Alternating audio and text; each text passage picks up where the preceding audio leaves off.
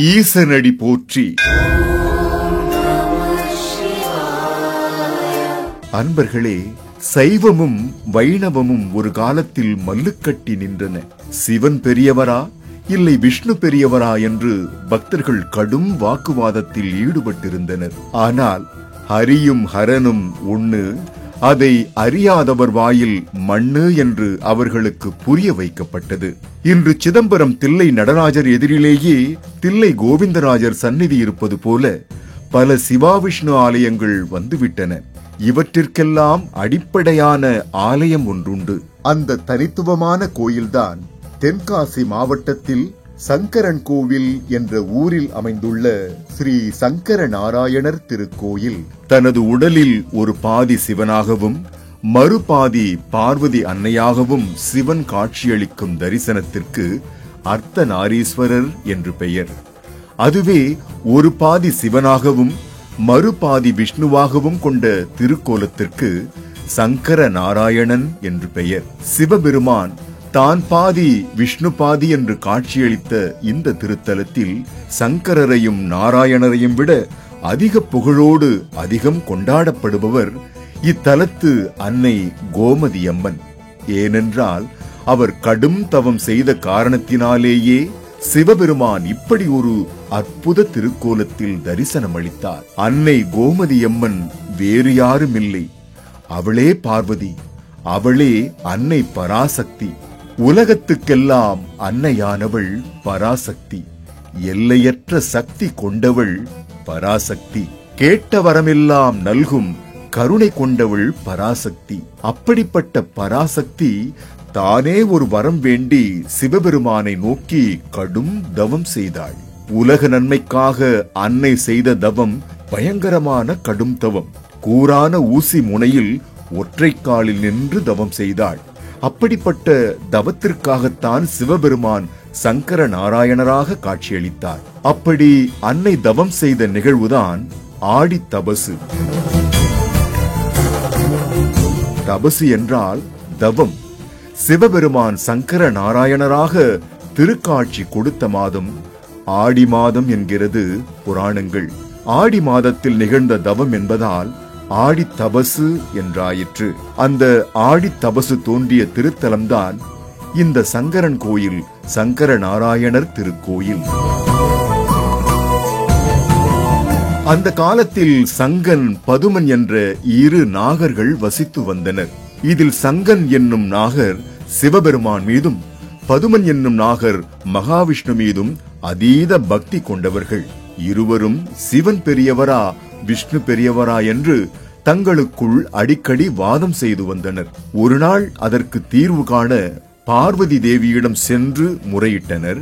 அன்னை இருவரும் ஒன்றே என்று கூறினாள். அதை நிரூபிப்பதற்காக சிவபெருமானை வேண்டினார். நாக அரசர்கள் மட்டுமின்றி அனைவருமே ஹரியும் ஹரனும் ஒன்று என்பதை உணர தாங்கள் இருவரும் சேர்ந்தே காட்சி தர வேண்டும் என கேட்டுக்கொண்டார். ஈசன் அம்பாளை பொதிகை மலை பகுதியில் புன்னை வனத்திற்கு வந்து தவம் செய்தால் காட்சி கொடுப்பதாக கூறினார். அம்பிகை தவக்கோலத்துடன் புறப்பட்ட போது தேவலோக பெண்கள், பணிப்பெண்கள் என அனைவரும் பசுக்களின் வடிவில் கூட்டமாக அன்னையுடன் புன்னை மர வனத்திற்கு வந்தனர். அங்கு ஊசி முனையின் மீது ஒற்றை காலில் நின்று அம்பிகை கடும் தவம் புரிந்தாள். அம்பிகையின் கடும் தவத்திற்கு மகிழ்ந்து ஒரு பாதி சங்கரராகவும் மறுபாதி நாராயணராகவும் இணைந்த சங்கர நாராயணராக இறைவன் காட்சி தந்து அருளினார். மதி போன்ற அழகிய முகமுடைய அம்பிகை கோவாகிய பசுக்கூட்டத்துடன் வந்து தவம் செய்ததால் கோமதி அம்மன் என்றும் ஆவுடை நாயகி என்றும் பெயர் வந்தது. அன்னையின் அருளால் சங்கர நாராயணர் காட்சியை சங்கனும் பதுமனும் தரிசித்து தங்கள் சந்தேகம் தீர்ந்தனர், நற்பேரும் பெற்றனர். சங்கர நாராயணரின் சிவனுக்குரிய வலது பாகத்தில் தலையில் கங்கை, பிறைநிலா, அக்னி, ஜடாமுடியுடன் கையில் மழு, மார்பில் ருத்ராட்சம், இடுப்பில் புலித்தோல் போன்றவற்றுடன் திருவாசியில் நாகவடிவில் சங்கன் குடைபிடிக்கிறான். அதேபோல் மகாவிஷ்ணுவுக்குரிய இடது பாகத்தில் நவமணி கிரீடம், கையில் சங்கு, மார்பில் லட்சுமி, துளசி மற்றும் மாலைகள் இவற்றுடன் திருவாசியில் நாக வடிவில் பதுமன் குடைபிடிக்கிறான். இப்படியாக நாகர்கள் வழிபட்ட சிவபெருமானை காலப்போக்கில் புற்று மூடியது. பிற்காலத்தில் இந்த புன்னை வனத்திற்கு காப்பரையன் என்னும் காவற்பறையன் காவலராக இருந்தார்.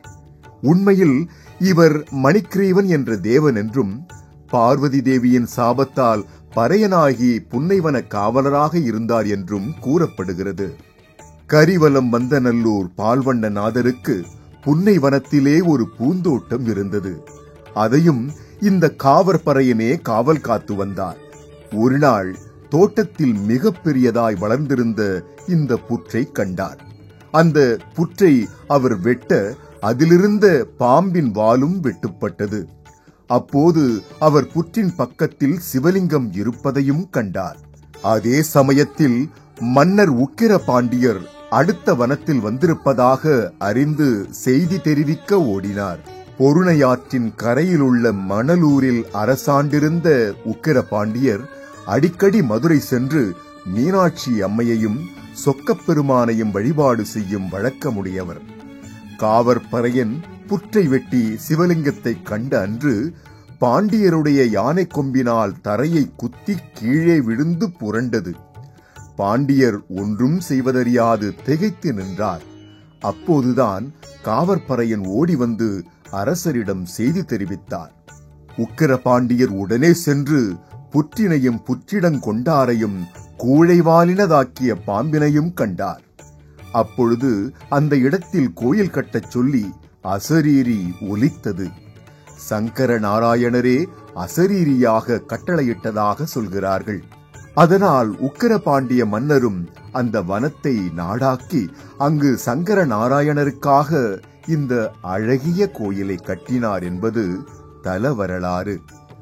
உக்கிர பாண்டியன் கிபி 1022 சங்கர நாராயணர் கோயிலை கட்டினார். சங்கர நாராயணர் கோயில் எழும்பியதால் புன்னை வனம் இருந்த இடமும் சங்கரன் கோவில் என்ற பெயர் பெற்றது. கோயிலில் கோபுரத்தை தாண்டியதும் இடப்புறத் தூணில் காவற்பறையன் திருவுருவத்தை இப்போதும் காணலாம். கோயிலின் பலிபீடம், கொடிமரம் ஆகியவற்றை தாண்டியவுடன் உக்கிர பாண்டியரின் சிற்பத்தையும் காணலாம். புற்றிலிருந்து லிங்கம் வெளிப்படவும் இந்த கோயில் கட்டவும் மணிக்கிரீவன் ஆகிய காவற்பறையன் காரணமாயிருந்ததால் காவற்பறையனுக்கும் ஊரின் தெற்கே ஒரு சிறு கோயில் அமைக்கப்பட்டது. சித்திரை விழா ஆரம்பமாகும் முன்பு காவற்பறையனுக்கு சிறப்பு வழிபாடு நடத்திய பின்னரே சங்கரன் கோயில் கொடியேற்றம் நிகழ்கிறது. யானை தனது பெரிய தந்தத்தினால் குத்திய இடத்தில் உண்டான ஊருக்கு பெருங்கோட்டூர் என்று பெயர் வந்தது. இன்றும் சங்கரன் கோயில் சித்திரை திருவிழாவில் இந்த பெருங்கோட்டூரிலிருந்து ஒரு யானை பிடி மண்ணை எடுத்து தர அதை கொண்டு வந்த பின்னரே திருவிழா நடைபெறுகிறது. தான் இறைவனை காண காரணமாயிருந்த இடம் என்பதால் உக்கிர பாண்டியரே இந்த வழக்கத்தை தொடங்கி வைத்தாராம். சங்கரன் கோயிலின் தற்போதைய கோபுரம் 9 நிலைகளுடன் கம்பீர தோற்றம் கொண்டு காட்சியளிக்கிறது. இந்த கோயிலில் சங்கரலிங்க சுவாமி சந்நிதி, சங்கர நாராயணர் சந்நிதி மற்றும் கோமதி அம்மன் என்ற ஆவுடையம்மன் சந்நிதி என்று 3 முக்கிய சந்நிதிகள் உள்ளன. இங்குள்ள தல விநாயகர் அருஜை விநாயகர் என்று போற்றப்படுகிறார். கோயிலின் தென்பகுதியில் சங்கரலிங்க பெருமான் சந்நிதியும் வடபகுதியில் கோமதி அம்பிகையின் சந்நிதியும் அமைந்துள்ளன. இவ்விரண்டு சந்நிதிகளுக்கும் தனித்தனி கர்ப்ப கிரகம், அர்த்த மண்டபம், பரிவார மண்டபம், சுற்று மண்டபங்கள் உள்ளன.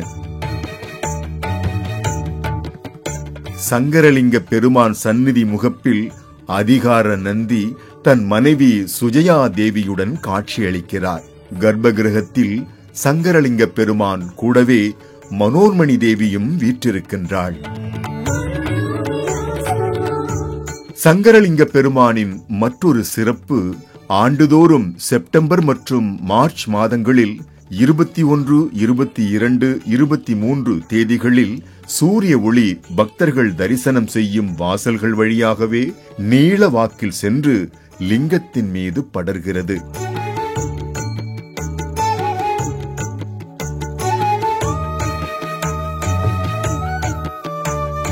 இச்சந்நிதி மண்டபத்தில் நடராஜர் தன் பரிவாரங்களுடன் ஞான நடனமாடும் அற்புத காட்சியை காணலாம். தெற்கு பிரகாரத்தில் சைவ சமய குரவர் 4 சேக்கிழார் சுவாமிகள், மகாவிஷ்ணு, 63 நாயன்மார்கள் போன்றோர் எழுந்தருளியுள்ளனர். கீழ்ப்பிரகாரத்தில் உள்ள தூணில் இக்கோயிலை கட்டிய உக்கிரபாண்டிய அரசன் உருவச்சிலையும் காணப்படுகிறது. மகா மண்டபத்தைச் சுற்றி யோக நரசிம்மர், கார்த்த வீரியன், தசகண்ட ராவணன், கிரண்ய சம்ஹார மூர்த்தி, கணபதி, வீணா காளி, பத்ரகாளி போன்ற பல திருவுருவ சிலைகள் அற்புதமாக செதுக்கப்பட்டிருக்கின்றன. சங்கர நாராயணர் சன்னதியில் காலை நடைபெறும் பூஜையில் துளசி தீர்த்தம் தருகிறார்கள். பகல், மாலை மற்றும் இரவு நேர பூஜைகளில் திருநீரு பிரசாதமாக வழங்கப்படுகிறது. சங்கர நாராயணருக்கு வில்வமும் துளசியும் சாத்தப்படுகிறது. இங்கு சங்கர நாராயணருக்கு அபிஷேகம் கிடையாது. ஸ்படிக லிங்கமாக வெள்ளிப்பேடையில் உள்ள சந்திர மௌலீஸ்வரருக்குத்தான் அபிஷேகம் செய்கிறார்கள். இத்தல உற்சவருக்கே சிவராத்திரி மற்றும் ஏகாதசி நாட்களில் அபிஷேகங்கள் நடைபெறும். ஆடி தபசு நாளில் இந்த உற்சவரே அம்பாளுக்கு சங்கர நாராயணராக எழுந்தருளி காட்சி தருகிறார். ஆலய வடக்கு பிரகாரத்தில் சொர்க்கவாசல் உள்ளது. வைகுண்ட ஏகாதசி அன்று வைணவ கோயில்களைப் போல சொர்க்கவாசல் திறக்கப்படுகிறது. சங்கரன் கோயில் சிவத்தலமாக இருந்தாலும் இங்கு பிரதான தெய்வமாக ஊசி முனையில் நின்று தவம் செய்த கோமதி அன்னையே போற்றப்படுகிறாள். ஸ்ரீ கோமதி அம்மன் கோயில் சங்கர நாராயண சுவாமி கோயிலின் உட்புறம் தங்க கொடிமரத்துடன் தனிக்கோயிலாக கிழக்கு நோக்கி அமைந்துள்ளது. ஸ்ரீ கோமதி அம்மன் அழகே உருவானவளாக ஸ்ரீ சக்கரபீட பஞ்ச பிரம்மாசனத்தின் மேல் வலது இடை நெளிந்து வலது கையில் மலர்பானம் மற்றும் பூச்செண்டு ஏந்தியவளாக, இடது கையை பூமியை நோக்கி தளரவிட்டவளாக, இளமங்கை கோலத்தில் புன்னகை பூத்த முகத்துடன் சர்வ அலங்கார பூஜிதையாக கருணை பொங்க காட்சி தருகிறாள். மேலும் இது தச மகாவித்யா பீடத்தில் சோடசி பீடமாகும். அன்னை சோடசி ரூபமாக ஸ்ரீ லலித மகா திரிபுர சுந்தரியாக அருள்பாலிக்கிறாள். அன்னையின் 4 கரங்களில் பாசம், அங்குசம் வைத்துள்ள மேலிரு கைகளும் கரும்பு வில்லும் இங்கு அரூபமாக உள்ளன. அவற்றை நாம் கண்களால் காண முடியாது என்றும் தவ வலிமை பெற்ற யோகிகளால் மட்டுமே அவற்றை காண முடியும் என்றும் கூறுகிறார்கள். யாருக்கு அந்த தரிசனம் கிடைக்கப் பெறுகிறதோ அவர்களுக்கு அஷ்டமா சித்திகளும் வசப்படும் என்றும் கூறப்படுகிறது. கோமதி அம்பாள் சந்நிதி முன்பு நடு மண்டபத்தில் நாகச்சுனை ஒன்று இருக்கிறது. இந்த நாகச்சுனை இருக்கும் இடத்தில்தான் சங்கன் மற்றும் பத்மன் நாகர்கள் இருந்ததாக கூறப்படுகிறது. இக்கோயிலில் ஆடி மாத பௌர்ணமி அன்று உத்திராட நட்சத்திரத்தில் ஆடி தபசு விழா வெகு விமரிசையாக நடைபெறும். ஆடி தபசு அன்று மஞ்சள் ஆடையில் தவக்கோலத்தில் கோமதியம்மன் காட்சி தரும் வைபவமும் சங்கர நாராயணர் திருக்காட்சி அளித்த வைபவமும் நடைபெறுகிறது.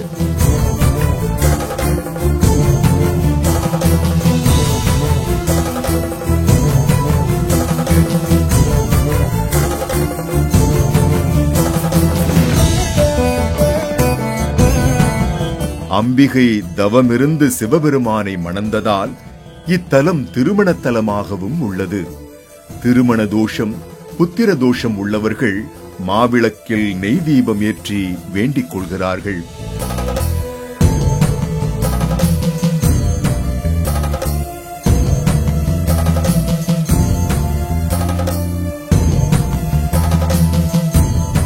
தாட்சாயணியின் உடல் பகுதிகள் விழுந்த 51 இடங்கள் பிரதான சக்தி பீடங்களாயின. அந்த உடல் பாகங்களிலிருந்து இரத்தம், சதை பாகங்கள் தெரித்து விழுந்த பகுதிகள் உபசக்தி பீடங்கள் ஆயின. அந்த வகையில் அம்பிகையின் நெற்றியின் உள்பகுதி, அதாவது குண்டலினி எழும்பி பாம்பு போல் படம் விரித்து ஆடும் பகுதியான சகசிராரம் விழுந்த பகுதிதான் சங்கரன் கோவிலில் அமைந்துள்ள ஸ்ரீ கோமதியம்மன் சந்நிதியாகும். அதனால் இது உபசக்தி பீடமாக போற்றப்படுகிறது. அன்னையின் சகசிராரம் விழுந்த ஸ்தலமாகையால் அன்னை இங்கே மகா யோகினியாக தபஸ்வரூபிணியாக காட்சியளிக்கிறாள். அம்பிகை சந்நிதியின் முன்பு ஆக்ஞா சக்கரம் பதிக்கப்பட்டுள்ளது. இதில் அமர்ந்து பக்தர்கள் நினைத்த காரியம் நிறைவேற வேண்டிக் கொண்டு பயனடைகிறார்கள். மனநிலை சரியில்லாதவர்கள், பேய் பிசாசு மற்றும் துர்சக்தியால் பீடிக்கப்பட்டவர்கள் இந்த சக்கரத்தின் மேல் அமர்ந்து குணமடைந்து செல்கிறார்கள் என்றும் கூறப்படுகிறது. இத்தலத்தின் மற்றொரு சிறப்பு சுவாமி சந்நிதியின் வடக்கு பிரகாரத்தில் உள்ள புற்றுக்கோயில். இந்த புற்றுக்கோயில் வன்மீகநாதர் சந்நிதியாக விளங்குகிறது. வன்மீகம் என்றால் புற்று. புற்று வடிவில் அமைந்த இச்சந்நிதியில் சிவன் தலைக்கு மேலே குடைபிடித்தபடி இருக்கும் நாகத்தின் மீது அமர்ந்திருக்கிறார். இது ஒரு அபூர்வ அமைப்பாகும். இந்த புற்று மண் மிகவும் பிரசித்தி பெற்றது. நாகதோஷம் உள்ளவர்கள் இந்த புற்று மீது மஞ்சள் தூவி வேண்டிக் கொள்கிறார்கள். புற்று மண்ணை நெற்றியில் திருநீராக எண்ணி பக்தர்கள் பக்தியுடன் இட்டுக் கொள்கிறார்கள். மேலும் சரும நோய், வயிற்றுவலி மற்றும் உடல் வியாதிகளுக்கு அருமருந்தாகவும் இந்த புற்றுமண் உள்ளது.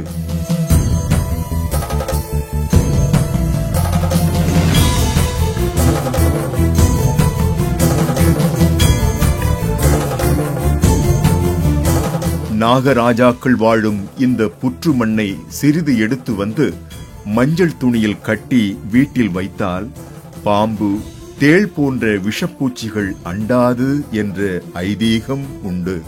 இந்த புற்று மண்ணில் மற்றொரு மிக பெரும் சிறப்பு என்னவென்றால், இது எடுக்க எடுக்க குறைவதில்லை. எத்தனையோ வருடங்களாக பக்தர்கள் இந்த புற்று மண்ணை பிரசாதமாக எடுத்துக்கொண்டே இருக்கிறார்கள். இருந்தும் இந்த புற்றுமண் தீர்வதுமில்லை, குறைவதும் இல்லை. புற்றுமண் பிரசாதமாக உள்ள இத்தலம் தென்பாண்டி நாட்டின் பஞ்சபூத தலங்களில் பிருத்வி என்ற நிலத்துக்குரிய தலமாகவும் போற்றப்படுகிறது.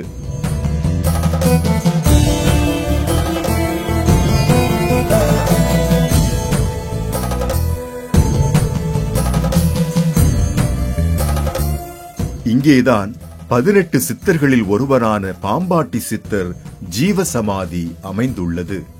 பாம்பாட்டி சித்தர் கோமதியம்மனை வாளை குமாரியாகவும் குண்டலினி சக்தியாகவும் பாம்பு வடிவமாகவும் வழிபட்டிருக்கிறார். எனவே காளஹஸ்திக்கு அடுத்தபடியாக இது காலசர்ப்ப தோஷம் போக்கும் தலமாகவும் ராகு கேது தோஷம் நீக்கும் தலமாகவும் விளங்குகிறது.